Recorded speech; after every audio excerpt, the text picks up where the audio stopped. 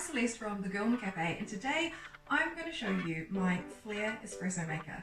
So this year's been kind of crazy, and I know that travel's been really limited for a lot of people, but I was lucky enough, I see it that way, to be in the States for a couple of months, and Flair Espresso actually sent me their Neo espresso maker. And it came in super handy because the kitchen that we had wasn't big enough to have an espresso machine, and it was great because I could just pack it up and unpack it and put it away and use it for espresso. I could have flat whites and lattes and all sorts of things without using electricity and without taking up a lot of space, and it was really fun to actually play with and get to kind of know. So I just thought I would make a really quick video showing you some of the things that you get with it, and just basically what I thought of it and how to use it really. I would really suggest that you guys have is a really good grinder to grind fine enough for espresso, but you do need to get the grind right. It can't be powder fine the same as you would use in a commercial or a home espresso machine, maybe just a little coarser than that. And then once you do get that right, it's pretty good. Or you have a hand grinder. What I found great about this was that if you are doing road trips, if you're lucky enough to have like some kind of log cabin in the woods or something, that would be really nice. This would be really good to have. Okay, so we'll get started. Basically, the Neo espresso maker is the entry-level product that they have, and so it's really geared up for beginners. It is really intuitive and easy to use. So it comes with this basket, and the coffee comes out here. You put the coffee in here. Then you've got a screen. This is really important because it actually helps the pressure, create the pressure that the water comes through. Does that make sense? I think that makes sense. The chamber, it comes. This is what the water goes into. I would suggest to heat the chamber before you use it. So you could either just put it in the sink and pour some water in it, pop it in a cup, use tongs to take it out, or when I'm at home, I just put it on top of the gooseneck kettle if I'm boiling the water on the stove, and the steam will. I place it on top of the steam release holes, and then it just heats it up as I'm boiling the water, and then it's ready to go when the water's boiled.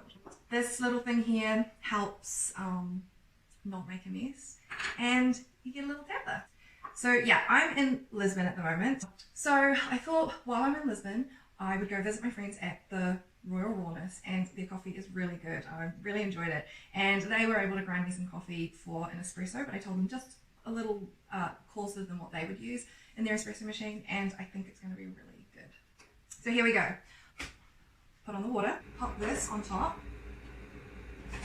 pop about 18 to 20 grams of coffee in. Try not to make a mess like me. I'm not using a scale. I couldn't fit one in my suitcase. Oh, the other thing that it comes with is this little sort of base plate, which you put the pot here, so it's really good. Just your cup sits on there. Once you've got the coffee in the little basket, you can just use your tamp. Lightly tamp it. Take this off. Put the screen on top. It actually doesn't take that long to heat the chamber, so. And if I'm actually putting it in the sink, and I've just filled it with water, and the suction is keeping the water in there and letting it out very, very, very slowly. So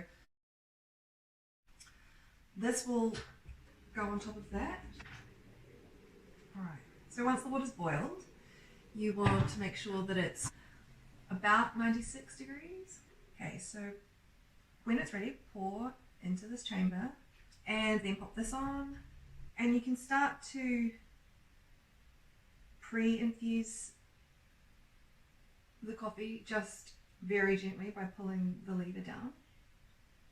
And you can let it pre-infuse for 5 seconds, 10 seconds, whatever you want really, until it starts to drip out. And then apply some pressure, and if you are a little bit like me and haven't been going to the gym, but haven't been lifting weights as much as normal, you might need to use 2 hands. And just apply a good amount of pressure. Oh, it's coming through nicely there. Can you see that? And it's not actually that hard. I think it is definitely much harder when your grind is way too fine. As you can see, I'm getting a really nice crema here. beautiful. It's really nice and strong. Still retains the heat. But if you wanted to add milk to it, you could do that right now. I love that it has some crema on it, and I love that you don't need electricity. So the awesome thing about the Neo Flair Espresso Maker is that once you've kind of got this clocked, there are other accessories that you can order that feed your inner coffee peak without buying a new machine or upgrading and having to buy a whole new system. This is quite cool. So basically you can buy one of these, which is another basket, but it's actually a naked portafilter essentially, so a naked basket. So you have the choice of having it come through this spout with a bit of, you know, creating a bit more pressure so that it comes through the one spout, or you can have a naked basket, which is really cool. This one here that the Neo comes with originally doesn't come off, but these guys have obviously thought ahead. And then, so this comes with this ring instead of that which you press down, and it comes with a pressure gauge.